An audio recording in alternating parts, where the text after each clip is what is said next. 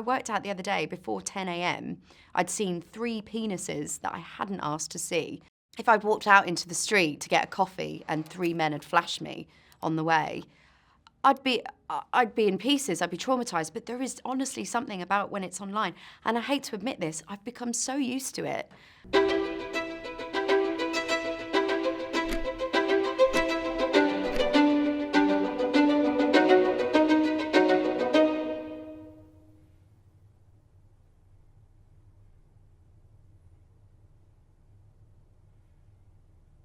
I knew I wanted to be an actress. Didn't quite know how I was going to go about it, but I just knew that's what I wanted to do. I found out there was an audition for something called Baggy Trousers, which is now, it was later The In-Betweeners. And I said to my agent, I really want to go for this. It's a new 6-part series on E4. It would just be the best thing ever. And he was kind of going, it's so unlikely, don't get your hopes up. But he sent me to the audition.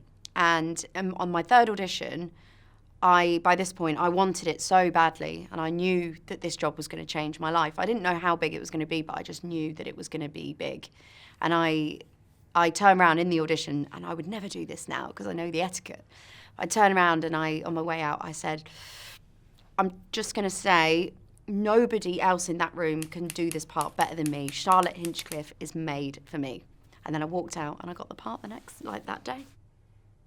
I was 17 when I did the first series of The In-Betweeners, and I started doing lads mags where you're posing in your pants. And at the time, I've got to be honest, at the time, and people ask me this a lot, whether, it was like a really sort of scary, strange thing being a sex symbol at such a young age, but I was loving it. I was just, it was my job. I felt like it was my job to pose in my underwear to promote a TV show or a movie or something. I didn't sit there and think, oh my God, this is so exposing, this is too much. I think this now that I'm a grown-up, it's one of those things I reflect on and go, wow, I look at 17-year-olds now, they look like babies. And I look at pictures of me back then with my skinny little body and my big lollipop head. And I look at that and I think, oh my God, I was so young. And actually what I think is unusual is that I was so comfortable and fine with all those things. Did you feel a pressure then to look a certain way? I feel a pressure to look a certain way every single day. I think about my weight 95% of the day. When I was sort of 15, 16, I'd never really worried about my weight because I was, in my head, I was a slim teenager and I never had any problem getting a boyfriend and, that was all fine. It was when I started doing The In-Betweeners that people online started calling me fat. And that really surprised me because I'd never thought about my weight in a negative way before.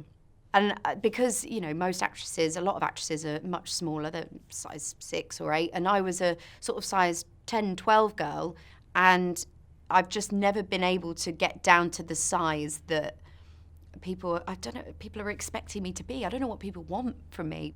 And even when it's, say if you've lost like 3 pounds and you're feeling yourself, and you're like, yeah, I've lost a bit of weight, and then somebody shuts you down and goes, you're still a fat pig. It absolutely destroys me. It's awful.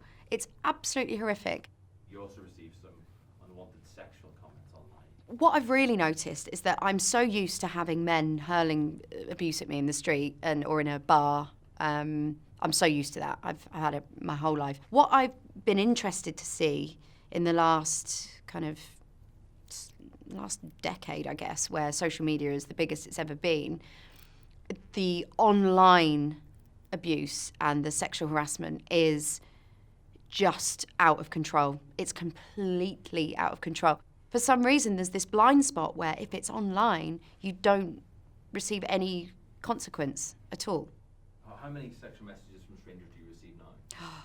I receive on a daily basis, it's hundreds. I receive hundreds of messages. Can you tell us some examples of the things you've Yeah, sure. No problem. I've never said these out loud. It's quite daunting sort of saying them on a camera.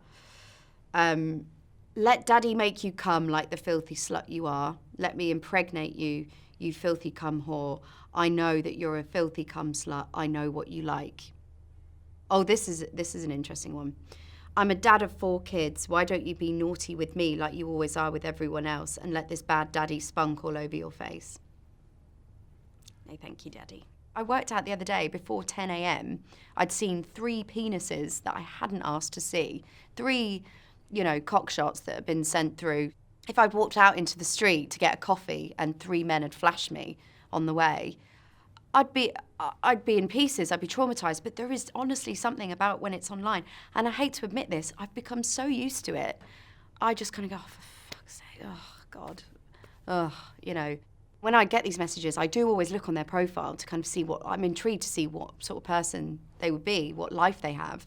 Sometimes it's, completely anonymous, no photo, and they've obviously just created an account to just say all these awful things to God knows how many poor women. It goes from teenage boys to middle-aged men to really old men, old single men that are probably desperately lonely, and older men who are married with children and they have daughters in their profile pictures, and this particular guy that I'm a dad of 4 kids, I thought that can't be true, and I went on his profile. He's got a full family, full life, and I just can't believe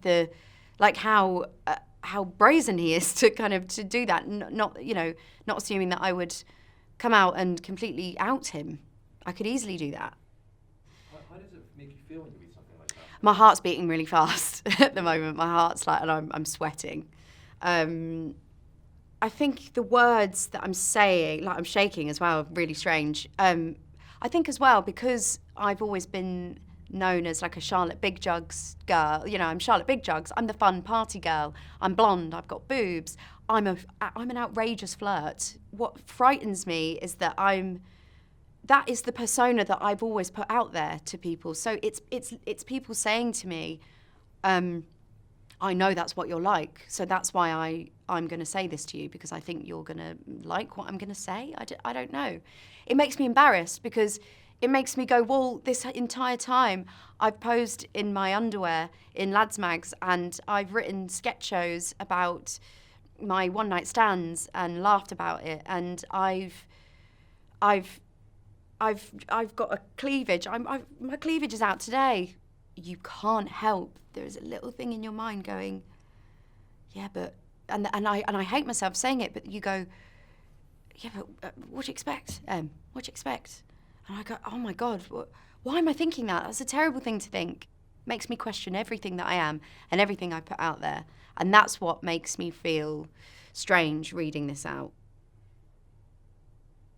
The horrible thing about it is that nobody is around to kind of go, to say to the person, don't fucking do that, that's horrific. It's just they're allowed to do it, and I'm subjected to it on my own, in my home. I don't have a partner, I'm by myself, and it does make me feel scared to kind of live on my own. I've had people now messaging me knowing that I live on my own, saying that they're outside with a telescope and they know what my cushions look like on my sofa. And recently, a guy actually followed me home. It was when we were allowed to go to the pub again. I was walking home from the pub, and it wasn't even that late. It was probably about 9 o'clock or something, so it was dark. And he just, he's riding up next to me on his bike, and he's like, I recognise you, and I'm like, yeah, just kind of walking on. He was like, I know, and he was just sort of saying all these things in my ear, like saying, I know what you like, I know what sort of girl you are, you love being single, and let me show you what I can do to you, let me show you what a good time I can give you. And so that was physically in the flesh, and I ran indoors and I was so upset and so frightened. So it's that, I have that man on the bike in my ear, but just constantly online. And it starts to chip away at you. It does. If that metaphor was standing in this room right now, what would you want to say? Oh my God. I wouldn't, if you sort of say, if somebody said to me, you've got the opportunity to face him now, would you? No, I probably wouldn't. Oh my God, it makes me feel sick just thinking about their horrible faces, they're disgusting. And I feel so sorry for their families not knowing that that's what they're doing. Do you know what? I'm a brave girl. I probably would face it. But oh my God, it would be probably one of the hardest things I'd ever have to do. Does that not make you think so much less of men in general? No, it doesn't. Because I am very lucky that I've got a lot of wonderful men in my life. I think that's why I don't completely crumble over things like this, because I have incredible men in my life. I've been extremely, extremely loved by my father and my uncles and my cousins. And I think in that sense, I'm lucky. You can't generalise, you know. It's so easy to go like, oh, men are disgusting. It's, you know, they just think with their dicks and all that. But I don't believe that. I think that it takes a certain type of person. It must have such an impact on your mental health. It has just been recently that I've opened up about it, because there was a point where I was sat there and I was so shocked by how I was feeling. I was questioning everything about myself. I was questioning my entire persona. I ended up sitting there thinking, is this why I'm single? Because this is how men look at me, and they just see me as a piece of trash that they can just, you know, flip over and kind of treat how they want. This is what the messages were kind of doing to me. I remember when I wrote my sketch show, which I'm so proud of.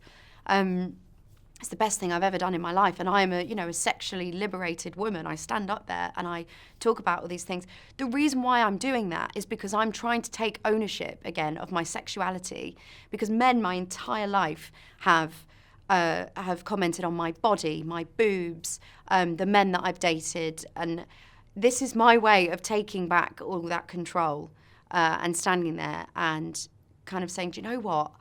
Fuck you, because this is my body, these are my thoughts, these are my experiences, and all the things I'm talking about, this is my sexual experiences, my sex, my everything. This is, you can't, and they can't take that from me then, I feel. If I stand up there as a sexually liberated woman and say all these things, I feel like I'm taking back some control, I feel, personally. Because when I'm up there and I'm talking about it all, oh my God, it feels great.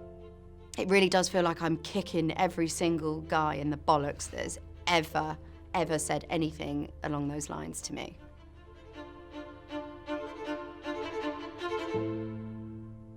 At that point in my life, like, there's not an easy way for my nan to have bounded into my room and told me, but she just opened my door on a Wednesday morning and said, "Stephen, your dad's dead, he's hung himself." The first thing I did was I remember punching the wall. I was so angry. Got up, walked to one of my friends, built a spliff, tried to make sense of it, and I went through a whole spectrum of emotions.